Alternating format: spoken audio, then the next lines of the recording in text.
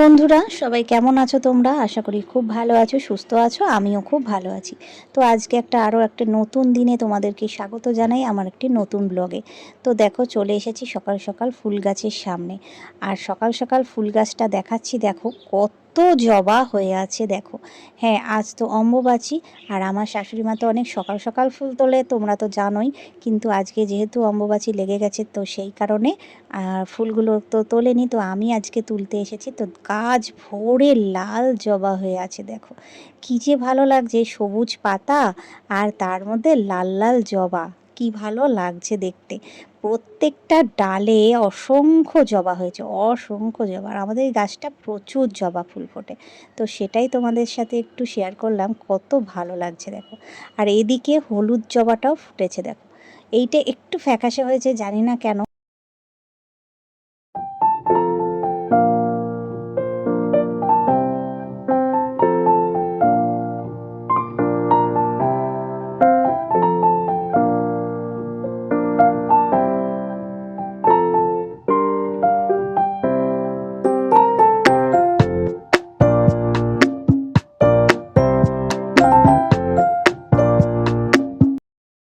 মেয়েকে স্কুলে দিয়ে সকালবেলা কিন্তু সবার আগে ফুলটা তুলে নিলাম দেখতে পেলে।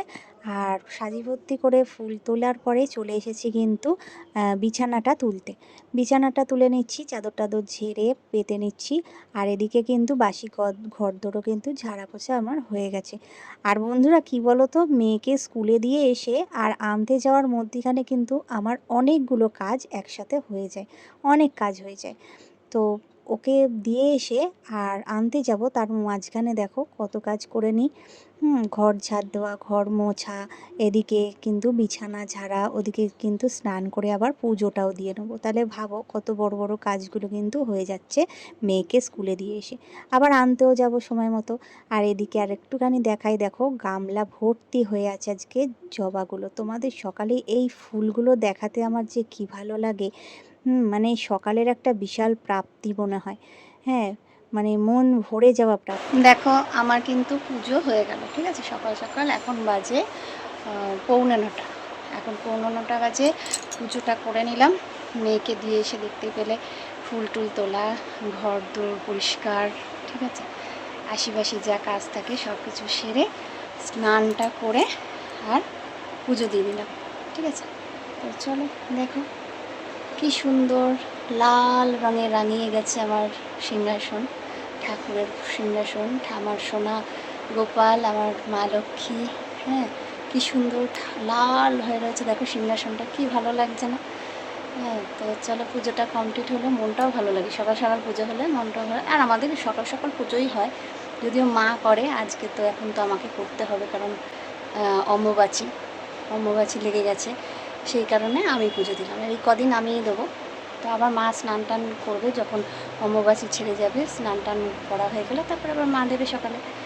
তো চলো, এই যে দেখো, দাঁড়াও ব্যাক ক্যামেরা। অম্বুবাচীর মধ্যে কিন্তু আজকে পড়েছে একাদশী। তো একাদশী আজকে। তো দেখো আমি কিন্তু এখানে ফুল দিয়ে পুরো সিংহাসনটা মানে লাল জবা দিয়ে সাজিয়ে ফেলেছি। পুজো আমার কিন্তু হয়ে গেছে, সব ঠাকুরকে স্নান করিয়ে পুজো কমপ্লিট হয়ে গেছে। আজ একাদশী, একাদশীর পুজো আমার হয়ে গেল। তো দেখো লাল জবায় সিংহাসনটা কেমন লাগছে একটু তোমরা দেখো। আর গোপু সোনা দেখেছো লাল জবায় কিরম ঘিরে রয়েছে, আর মধ্যিখানে আমার গোপাল সোনা বসে আছে, ঠিক আছে। তো এই যে অম্বুবাচী চলছে, তাই সব ঠাকুরের কিন্তু মুখ ঢাকা আছে। আমার শাশুড়ি মা সব ঠাকুরের মুখ ঢেকে দিয়েছে। আর একাদশী আজ কিন্তু কি আছে বলো তো? আজ কিন্তু আমি যে ভিক্ষামা হয়েছি আমার ছেলের, মানে অলিভের, তো ওকে আজকে একাদশীতে খাওয়াবো। তো ভিক্ষামাকে তো খাওয়াতে হয় একাদশীতে, তাই তো। তোমাদের এইটা কার কার নিয়মে আছে একটু জানিও তো। আমাদের কিন্তু নিয়মে আছে, ভিক্ষামা হলে কিন্তু যার ভিক্ষামা হওয়া যায়, তো তাকে কিন্তু একাদশী 1 বছর খাওয়াতে হয়, ঠিক আছে। তো তার জন্য দেখো ও আসবে দুপুরে খেতে, তো এই জন্য এই দেখো ছোলার ডাল করেছি, ঘন ঘন করে ছোলার ডাল করেছি। আর ওদিকে লুচিটা বেলে নিয়েছি, আর এদিকে কিন্তু আলুর দম করবো, তাই মশলা করে নিয়েছি, জিরে আদা বাটা, গরম মশলা বেটে নিয়েছি। লুচি কিন্তু আমি ভাজবো এবারে। এই দেখো তেল দিয়ে দিচ্ছি কড়াইতে, তেলটা গরম হয়ে গেলে একদম গরম তেলের মধ্যে লুচিটা ছাড়বো। দুপুরবেলা কিন্তু একাদশীতে ওকে আমি আজকে খাওয়াবো লুচি, আলুর দম, ছোলার ডাল। আর এই যে তেলটা দেখলে না, তেলটা যে সাদা কৌটোর থেকে ঢাললাম, তো এইটা কিন্তু যে এটা আমি ওর মধ্যে রেখেছি, অন্য কৌটোয় থাকে কিন্তু ওটা মধ্যে বেশি হয়েছে বলে ওইটার মধ্যে রেখেছি। আর এই যে দেখছো ঘরে এনে রাখলাম, এটা পুরো সম্পূর্ণ নিরামিষ একাদশীর খাবার বলে আমি ঘরে এনে রেখে দিয়েছিলাম। এবার এসে গেছে আমার ছেলে, তো ছেলেকে কিন্তু একদম লুচি বেড়ে দিচ্ছি। আর লুচিটা ভেজেই রেখেছিলাম ও আসার আগেই, কারণ আমাদের তো আবার ভাত হয়েছে, আমরা ভাত করেছি, ওদিকে আমিষ সব কিছু হয়েছে, তাই আগে ওর কিন্তু খাবারগুলো করে আমি এই ঘরের মধ্যে এনে রেখেছিলাম। আর আমাদের যেহেতু আমিষ, তাই ধুয়ে মুছেই আবার রান্নাটা বসিয়েছি। আর ওদিকেও এসে গেছে, আর আকাশটাও কিন্তু মেঘমেঘ করেছে, প্রচণ্ড বৃষ্টি এসেছে দুপুরে, তাই বললাম আগে খাওয়া দাওয়াটা করে নে। খিদে পেয়ে গেছে ওরও। একাদশীর দিন বাচ্চা মানুষ বলো, দুপুরে খাওয়া লুচি খাচ্ছে, তাই আবার তো খিদে তো পাবেই।